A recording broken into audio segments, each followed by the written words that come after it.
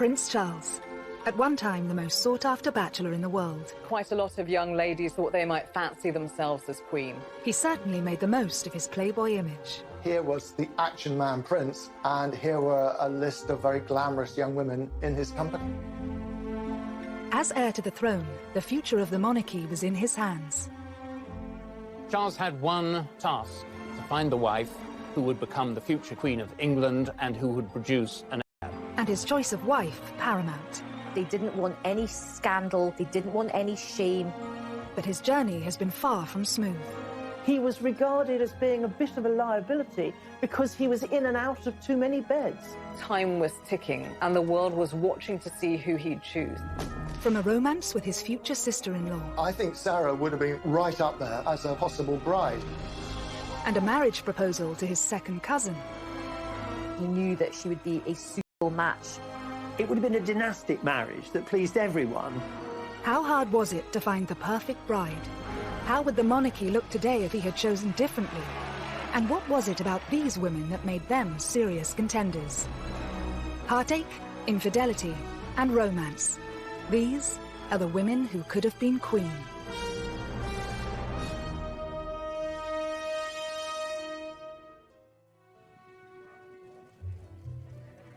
Prince Charles is now the paragon of wedded bliss after tying the knot with second wife Camilla, the Duchess of Cornwall, in 2005. Charles and Camilla's relationship today is serious, committed, stable, and a loving partnership. I think he was always in love with Camilla. He needed her companionship in his life, and he wasn't happy until he had it. Whilst the title Camilla will take is still a cause for debate, one thing is for sure. When Charles finally accedes to the throne, she will be by his side. But Charles's search to find his future queen has been far from easy. Before marrying his first wife, Lady Diana Spencer, the prince spent over a decade hunting for the right woman. Prince Charles found it very easy to find girlfriends to have fun with. He found it very difficult to find a young lady who he could actually marry. Charles set himself a deadline, age 30, to marry. He always knew he would be under immense pressure to choose the perfect bride. In a 1969 interview, he spoke passionately about the challenges of finding her. In my position, you're going to marry somebody who perhaps one day is going to become queen. And you've got to choose somebody very carefully, I think, who could fulfill this particular role. Because people like you, perhaps, would expect quite a lot from him, almost from childhood, that the chief task of his life was to carry on the dynasty successfully. So he had to get the right woman. There were strict criteria that any potential bride would have to meet. You needed to be aristocratic, able to gain the approval of the Queen herself, not a Catholic, not divorced, and an actual virgin. It was an absolute necessity that Charles should marry someone who had not had any other relationships with men. The phrase was she had to be Virgo intacta. These requirements were being placed on Charles in the 70s, in the age of the sexual revolution. I think it's probably right to say that in Charles's social circle, virgins were about as rare as mermaids. Charged with an almost impossible task, Charles's search was also set to play out under the watchful eye of the world's media. All he needed to do was walk across a polo lawn with a woman, and suddenly she was named in the press as his current girlfriend, future wife, future queen. Whilst dozens of women hit the headlines, who were the most notable to win Charles's affections, and which of them were closest to becoming queen consort? Rumoured first love Lucia Santa Cruz was introduced to the shy 20-year-old prince at Cambridge University by former politician and the master of Trinity College, R.A. Butler. Lucia was working for Rab Butler, helping him with his memoirs and his research. She was the daughter of the Chilean ambassador. I think Lucia was someone to whom anyone would be attracted. You know, beautiful brunette, I think quite petite, but an absolute, a brain. She was about 5 years older than Charles. She was very worldly. She spoke several languages. She had her own life. And according to everyone, Charles was immediately smitten. With this amazing young woman, Charles was said to have embarked on his very first love affair. it was a physical relationship because Rab Butler's wife has said rather oddly that Charles had been able to cut his teeth on Lucia, which is a horrible way of putting it. But I think basically what she was saying was that, you know, she was sexually experienced, and that was a good thing for Charles, who was a complete innocent. He was younger than his age, and this was true in a sexual sense as well. He'd had no early experience with women. I think his eyes opened to the great possibilities that there were out there. Whilst Lucia is regarded by many as Prince Charles' first serious girlfriend, was she ever a contender for Queen? Lucia could never have been a serious contender for marriage with Charles. I mean, Charles was simply too young, and I, doubt she'd have been interested. But of course, She was Catholic. As heir to the throne and the future head of the Church of England, he could not marry a Roman Catholic. So Lucia was never going to be in the running because of that. As future king, Charles would have to favour duty over passion. It's said that Lucia still remains good friends with Charles to this day, and it's widely reported that she even played matchmaker for his next serious relationship with Camilla Shand, one that would ultimately change the course of his life. she was living in the same block of flats as Camilla and said to Charles, you have to meet this girl. She's, almost the perfect person for you. Camilla was everything that Lucia was, and more, because she was English, she knew the royal family, she moved in the same circles, and she had the same strength, the same motherly qualities that Lucia had, but she had them, to an even greater extent. She's quite bold, quite racy sense of humour. She's not shy at all. If you're Prince Charles, who's a bit more sort of introverted, Camilla's qualities are extremely alluring. Plus, she's tough, and I think he likes strong women. Camilla's family history also featured a scandalous royal love affair that she was said to have enjoyed telling Charles about when they first met. She said, my great-grandmother was mistress to your great-great-grandfather, Edward VII. So how about it? Meaning, why don't we do the same thing? You can easily imagine Camilla saying that and meaning it with a laugh. Camilla completely took over him, physically, mentally, emotionally. I think there's no question that Charles's love for Camilla was greater than her for him. Her heart, I think, at that stage was really given to Andrew Parker Bowles. She was always more attracted to Andrew. Andrew was much sexier because he didn't have this slightly sort of vulnerable, weak, timid character that Charles had. But in the summer of 1972, whilst Andrew Parker Bowles was away for 6 months of army service, Charles and Camilla enjoyed a romance. She knew that Andrew Parker Bowles had been serially unfaithful to her and had carried on with all sorts of other women, including many of her own friends. And this was a bit of payback on Camilla's part. And boy, what a person to pay back your erring boyfriend with, and the heir to the throne. Despite his depth of feeling, Charles didn't propose to Camilla at this time. But would she have been a suitable contender for future Queen Consort had he followed his heart? Never mind the questions of Charles's age and Camilla's affection for Andrew Parker Bowles. There was one other huge problem. Camilla, who'd been around on the dating scene for several years, might just have been a little too racy for royal taste at that time. Camilla's great as a family. In late 1972, Charles and Camilla's short-lived relationship was placed on hold when the prince's naval obligations led to a tour of duty in the Caribbean. But Charles was to be left heartbroken by Camilla's next move. A week before Andrew and Camilla married, Charles begged her to call it off, but it was too late.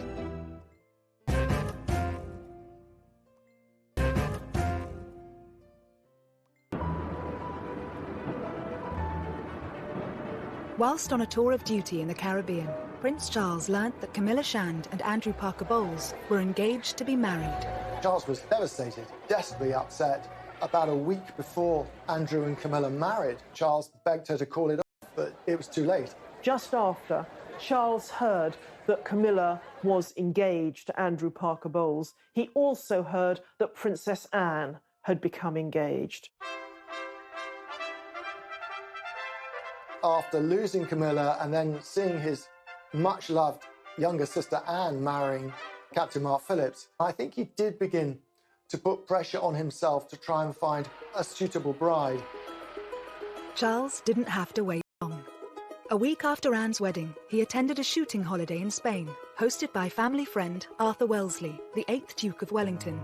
Here sparks flew for Charles, with a true blue blood. Lady Jane Wellesley was the daughter of the Duke of Wellington, one of our most distinguished and noblest families. She was a very attractive, spirited young woman. She was a journalist, so she was somebody who was independent-minded, wanted to be a career woman, making her own way in the world. No, I'm buying my own lunch. Are you? She and Charles seemed very well matched. I think he did think about her as a serious prospect at that time. Many people thought that she was a huge contender to be the future queen. 22-year-old Jane's eligibility didn't go unnoticed by the press. She was the first young woman associated with Charles that the press picked up on as a possible future princess.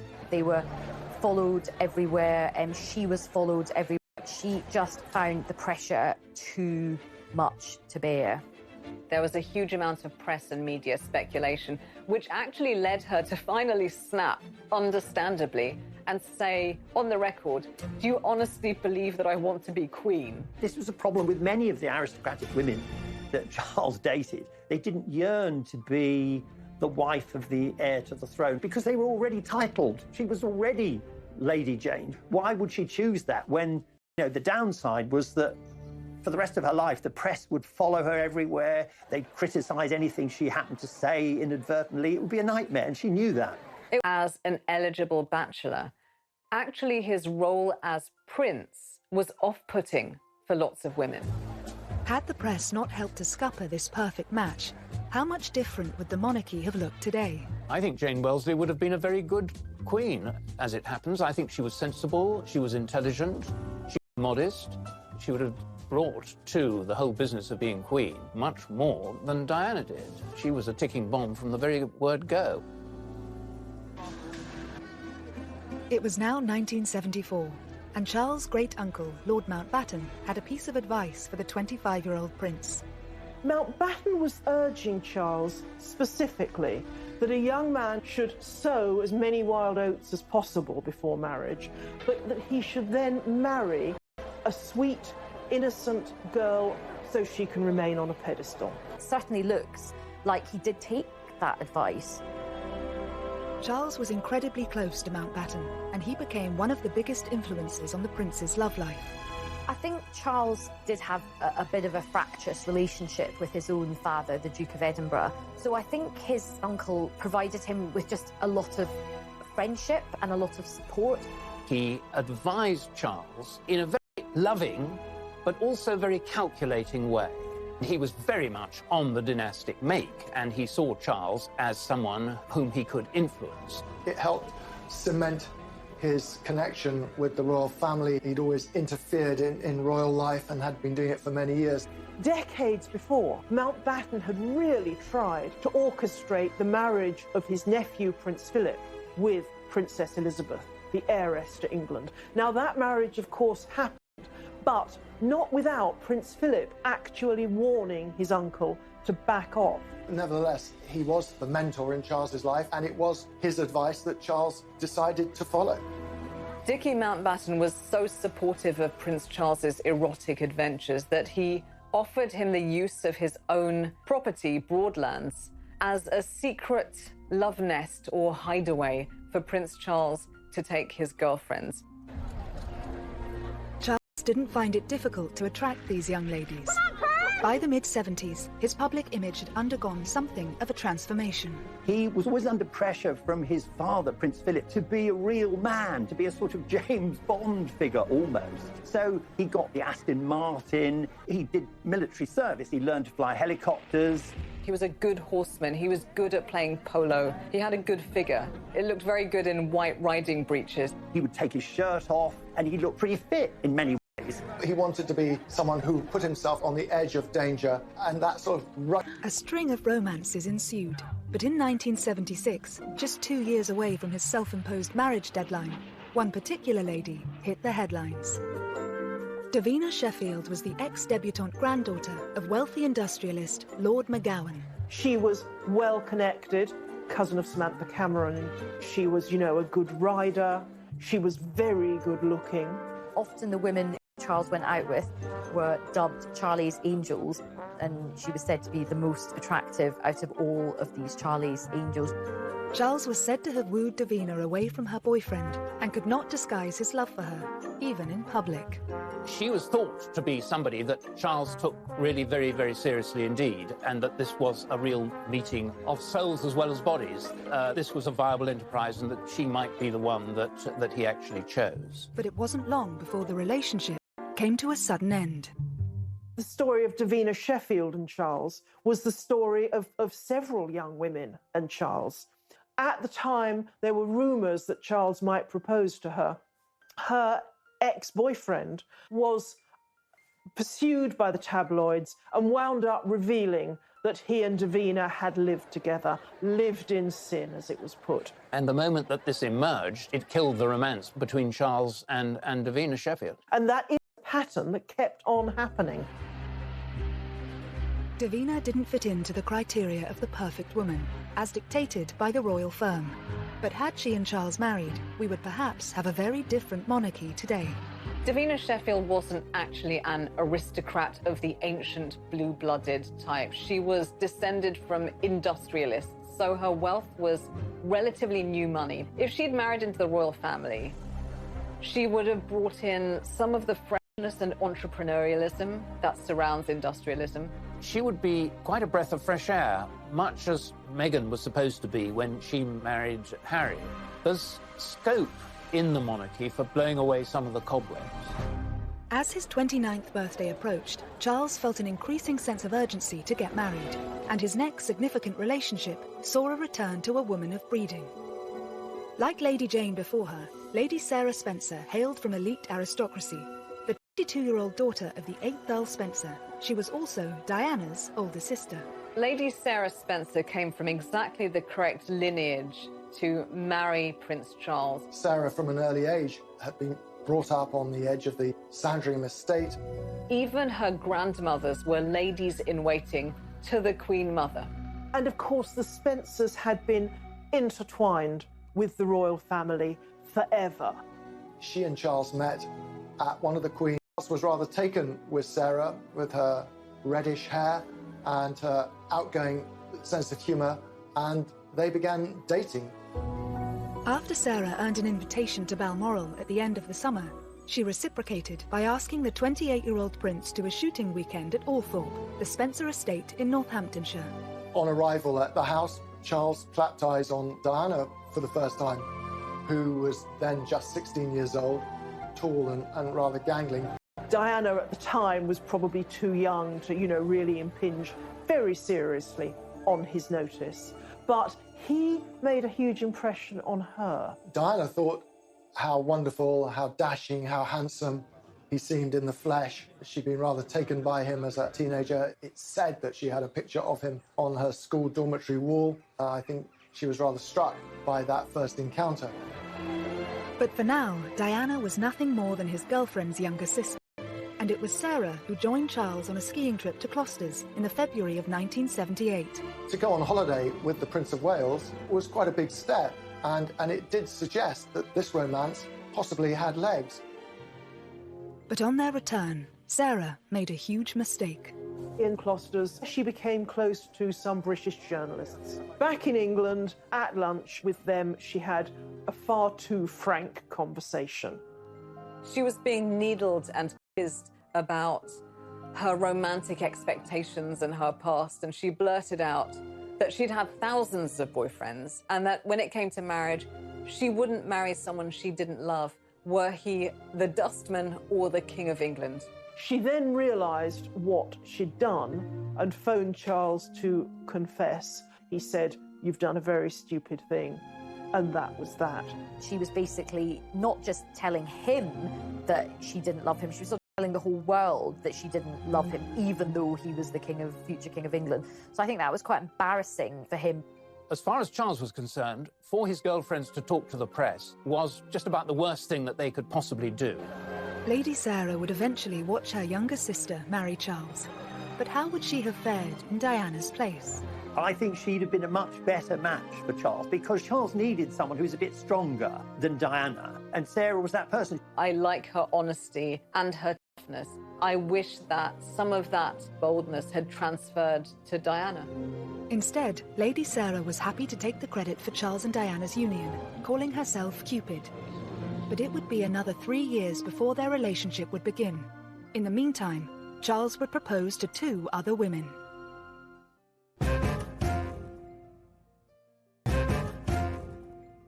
Bree, dating a string of eligible young women. He's beautiful. Years earlier, he told the press he wanted to be happily married by the time he was 30. But as his big 3-0 approached, the pressure was on. Prince Charles's job was to get married and make babies. By the age of 30, he still hadn't done that. As Charles approaches his 30th birthday, there is this sense of panic setting in. He does throw himself into quite a few relationships, and he doesn't just throw himself into these relationships, he actually proposes to these different women. Over the next 2 years, Charles proposed to not 1, but 3 young women. His next love interest, Amanda Knatchbull, seemed to tick all the boxes, and more importantly, had the approval of Charles's romantic mentor, his great-uncle, Lord Mountbatten. But that was hardly surprising. Amanda Knatchbull was the granddaughter of Earl Mountbatten, and she was someone who he had known since she had been a child, of course. She's also Prince Charles's second cousin.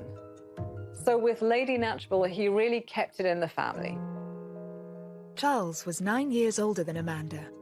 Was it pressure from Mountbatten that had once prompted the prince to speak to 16-year-old Amanda's mother about her being a future royal bride?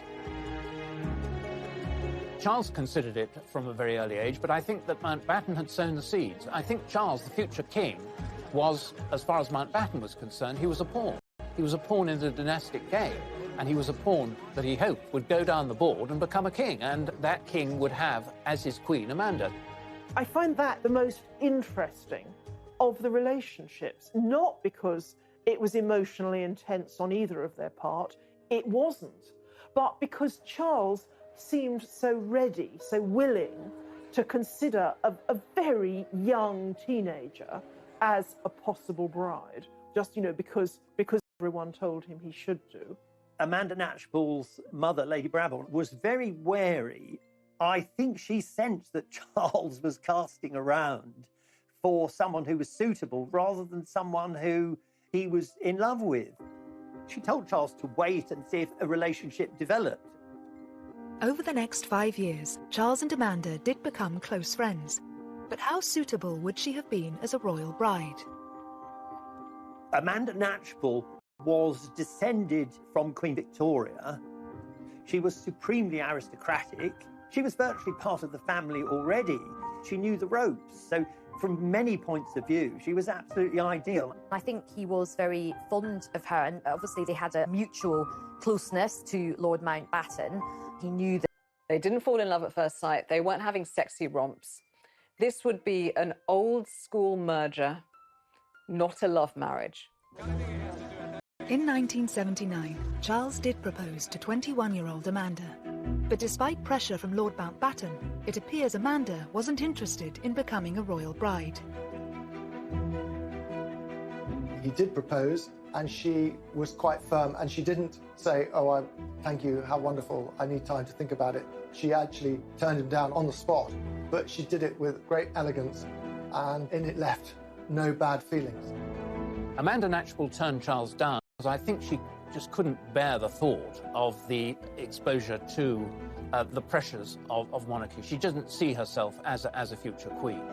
As far as Charles was concerned, he was disappointed, but perhaps not that disappointed, because I don't think that the chemistry was really ever there as far as he was concerned. He was being a dutiful nephew as opposed to an ardent lover. Despite her aristocratic pedigree, Amanda went on to have a successful career as a social worker and advocate for affordable housing. But had she accepted Charles's proposal, how different would the monarchy look? She would have been politicized, socially clued up, a reforming queen. She wouldn't have just traveled around wearing a tiara and amazing clothes. After Lady Amanda's rejection, it seems Charles didn't hang around, because shortly afterwards he was seeing another heiress, Anna Wallis. She was the next in line, not to the throne, but the next in line to Prince Charles's bedroom. Interestingly, if you look at pictures, she looks, as someone once put it, like a more dangerous version of Lady Di. Well, it appears to be a full-on passionate romance. I would say they had a very hands-on relationship. Charles and Anna are said to have connected through a mutual love of country sports. But on paper, was Anna a strong contender for the role of royal bride? Anna Wallis was the daughter of a Scottish landowner. So in one sense, she looked really quite suitable. She was horse mad, hunting mad. She was known as Whiplash Wallis, apparently, partly for her temper, her quick temper. She always rode higher and faster and longer than people on the hunt. Charles was very much taken with her for a brief while. The royal family don't tend to like women who have particularly strong personalities, so she might not have actually been a very good fit in the long term. In early 1980, Charles is said to have proposed to Whiplash Wallis. However, it's rumoured that Anna turned him down because his old flame was back on the scene, Camilla Parker Bowles. Marry Anna Wallis, or perhaps he was just pretty desperate, full stop, because he proposed to her twice. The thing is, it was obvious by this stage that Charles was in love with Camilla. Anna Wallis was the first of Charles's girlfriends to, as it were, have Camilla really shoved in her face. The Royal Opera House, Covent Garden, tonight. The formal climax of the Queen Mother's birthday with applause from 20 members of the royal family, dozens of peers... But it was at the Queen Mother's 80th birthday party, where both women had been invited, that the relationship turned sour. She was like a wallflower. He just ignored her the whole evening. And who did he ignore her for? He ignored her for Camilla. Charles and Camilla seem to have reignited their relationship at red heat, basically, and they weren't that discreet about it. Anna was furious, and she said to Charles, "How dare you? I've never been so badly treated in my life. You've left me on my own, and now you can jolly well go on your own without me." And that was the end of the relationship. And Anna was dispatched with a crack of the whip lash. After Anna's proposal was rejected, was it to be third time lucky for the Prince of Wales? In 1980, Charles was still grieving the loss of his mentor, Lord Mountbatten, who had been killed the previous year in an IRA bombing. He was staying at a friend's country house when he started chatting to a fellow guest, a 19-year-old Lady Diana Spencer, the younger sister of his ex-girlfriend Sarah. She famously spoke about how sad he'd looked at Mountbatten's funeral the previous autumn and how she'd been struck by it watching it on television. And I think it was that which struck a chord with Prince Charles. Diana seems very early to have considered herself as a suitable bride for Charles. She's quoted as once having said that, you know, she kept herself tidy on purpose. Diana herself says that that night his hands were all over her, but over the course of the summer of 1980, Charles set about pursuing her with gusto. There was a 12-year age gap between Charles and Diana. So what was it about this particular aristocrat that made her so suitable for the role of future queen? For the senior royals, Diana was an even better marriage prospect than her sister Sarah because she was younger. She hadn't had any boyfriends who were likely to talk to the press. She was from an ancient family with connections with the Churchills and with every other aristocratic family in the country. The Spencers and the royal family had been so close for Jen, part of the club. I think the palace and the courtiers thought, she's not going to be any trouble. Oh, the irony. Once the press realised Charles was dating Lady Diana, they didn't leave her alone. Was it this, and pressure from his own family to marry, that prompted him to propose to Diana, reportedly after less than 15 dates? Is there any possibility that any announcements of your marriage in the near future? Can you tell me? Can you tell me if there's any possibility? I'm not going to say anything, please. September 1980, they'd known each other no more than 6 weeks. They hadn't really seen a lot of each other. But the newspapers were already writing about her as this is the woman Prince of Wales will marry. As soon as the press and the media realized that they were seeing each other, they never left Diana alone. So there was this incredible pressure cooker atmosphere to the thing. All of the eyes of the world were on them. The amount of time they actually spent together from choice as two people getting to know each other and wanting to spend their lives together was absolutely minimal. Warning signs were there to see. On February the 24th, 1981, the Prince of Wales and Lady Diana Spencer officially announced their engagement. But 4 decades on, it's remembered for all the wrong reasons. And I suppose in love. Of course. Whatever in love means. I mean, that means no, by the way. It was such a badly phrased answer, and definitely at the wrong time. And it's sort of come back to haunt him, and it came back to haunt the pair of them for years and years. He was just trying to be clever. And of course, when you're trying to be clever to that extent, you turn out to be extremely stupid. And that's what he was. But if Charles was in love with anyone, was it with Camilla Parker Bowles? Whether or not he was still seeing Camilla romantically at this stage, it's clear that Diana saw her as a threat. All through the engagement, Camilla was a very powerful presence. It's only that Diana was a bit of an innocent that meant she didn't do anything about it. She suspected that Charles was still in love with Camilla, and there are all sorts of straws in the wind. Telephone calls, cufflinks with joined C's, Charles and Camilla, which aroused her suspicions. So from the very start, she felt deeply insecure. Famously, you know, her sisters said to her, "You can't back out now, your face is on the tea towels." There is that sense of this huge public pressure, be letting down a whole nation if they backed out. But the nation did get their fairy tale wedding on July 29th, 1981, when at the age of 32, the Prince of Wales married his 20-year-old virgin bride. I pronounce that they be man and wife together, in the name of the Father, and of the Son, and of the Holy Ghost. Amen. Here was the dashing, handsome heir to the throne marrying a beautiful, blushing bride with impeccable pedigree. It was fairy tale-like. But behind the scenes, the reality was less satisfactory, and Charles himself was already beginning to have terrible doubts. She was beginning to be eaten up by jealousy of Camilla.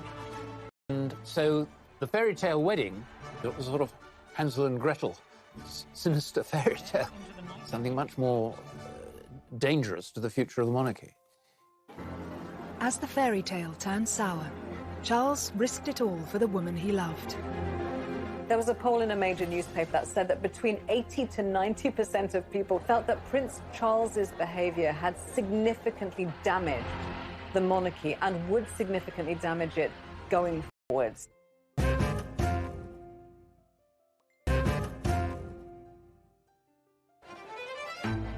At the start of the 1980s, as far as the world was concerned, Prince Charles had got his fairy tale princess, his happy ever after.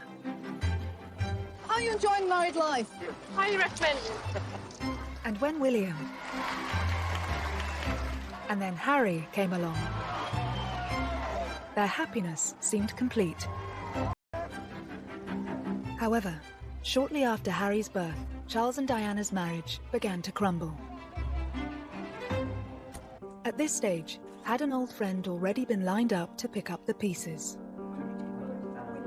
He reached out to Camilla again as a source of comfort, and Camilla stepped in as a friend initially, for sure, to start with, to bolster his confidence. But at some stage, you know, they became intimate again.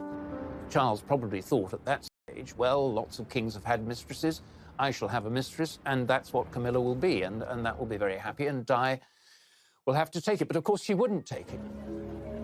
Over the next few years, as Charles and Diana grew more distant, he and Camilla became closer. But it wasn't until 1992 that the royal couple announced their separation. with more and more damaging details about their personal lives hitting the headlines, including the infamous Camilla Gate tape. It was a full transcript of an alleged conversation between the Prince of Wales and Camilla Parker Bowles. As the reputation of the monarchy took a battering, it was clear most of the country was Team Di, and Charles and his mistress were vilified. The public were absolutely furious as the marriage of Charles and Diana broke down, and they began to wash their dirty linen in public because people felt, and quite understandably, that Charles was in the wrong. There was a poll in a major newspaper at the time that said that between 80 to 90% of people who'd been consulted felt that Prince Charles's behaviour had significantly damaged the monarchy and would significantly damage it going forwards. But it was clear that Charles was not prepared to give up Camilla. However, in 1997, a tragedy struck that shocked the world and shook the foundations of the monarchy. We have reports in Paris that Diana, Princess of Wales, has been killed in a car accident. Following the fallout from Diana's death, would it now prove impossible for Camilla ever to take her place by Charles's side? At one stage, after Diana died, Camilla didn't leave her house because she was so unpopular. She thought she'd be hissed and stoned and booed. They kept their heads down, but they kept faith with each other. Their relationship continued, and I think quite a lot of people eventually just thought, you know what, they clearly love each other. They're soulmates. There was a concerted effort, a very, very strong PR effort to rehabilitate Camilla. And I think the change occurred, you know, it occurred over the years. In 1999, 2 years after Diana's death, Charles and Camilla made their first public appearance together. They're telling the world we're a couple, and you'd better accept it. Despite going public as a couple, why did Charles wait another 6 years before marrying the woman he'd loved for more than 3 decades? He was basically marrying his dead wife's nemesis. So I can understand why he was probably cautious about it, but I think they handled it very skillfully and very sensitively. And so when they were ready to get married, the public were not just okay about it, the public actually were very warm towards the couple. What changed, of course, was his parents' intervention.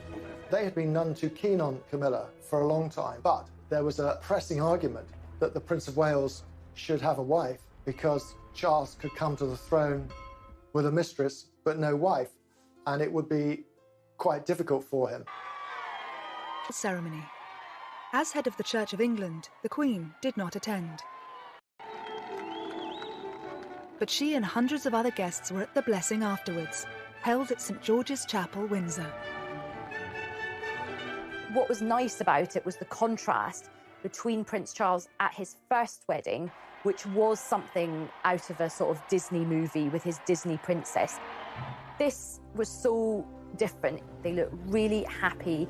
They just looked like they belonged together. He'd finally got a ring on her finger and she was finally his wife. And it did feel like the whole country had come to the end of this most epic of romantic journeys. As far as Charles is concerned, Camilla is his perfect partner. But on paper, the divorcee Duchess is far from the perfect royal bride.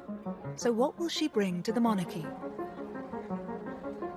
It's interesting because the question of a Queen Camilla would once have seemed utterly outrageous. But behind the scenes, it is said that Charles, understandably, wants his wife to be queen. It is perfectly apparent that Charles is at once happier and more stable, more forthcoming with her by his side. Camilla now, I think, is probably as close as you can get to being the perfect consort and perfect royal wife, because she will never complain. She's very measured. Prince Charles' love life has certainly been colourful. He searched far and wide for the ideal bride. But had he followed his heart sooner, rather than his head, would his romantic journey have been completely different?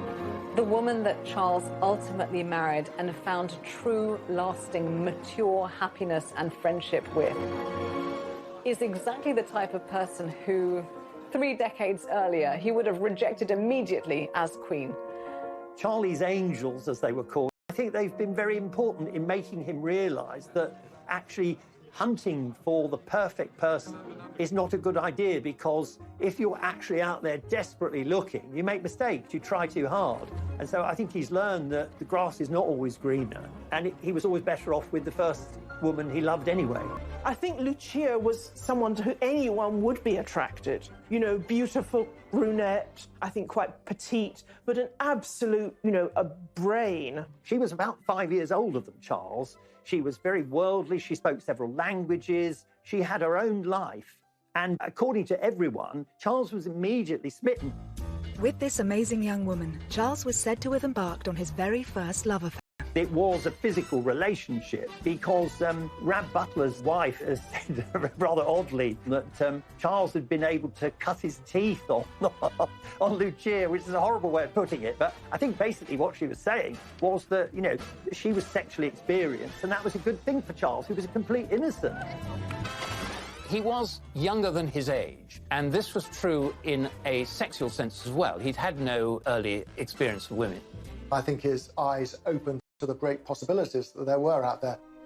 Whilst Lucia is regarded by many as Prince Charles' first serious girlfriend, was she ever a contender for Queen? Lucia could never have been a serious contender for marriage with Charles. I mean, Charles was simply too young, and I, doubt should have been interested. But of course, She was Catholic. As heir to the throne and the future head of the Church of England, he could not marry a Roman Catholic. So Lucia was never going to be in the running because of that. As future king, Charles would have to favour duty over passion. It's said that Lucia still remains good friends with Charles to this day, and it's widely reported that she even played matchmaker for his next serious relationship with Camilla Shand, one that would ultimately change the course of his life. She was living in the same block of flats as Camilla and said to Charles, you have to meet this girl. She's, almost the perfect person for you. Camilla was everything that Lucia was, and more, because she was English, she knew the royal family, she moved in the same circles, and she had the same strength, the same motherly qualities that Lucia had, but she had them, to an even greater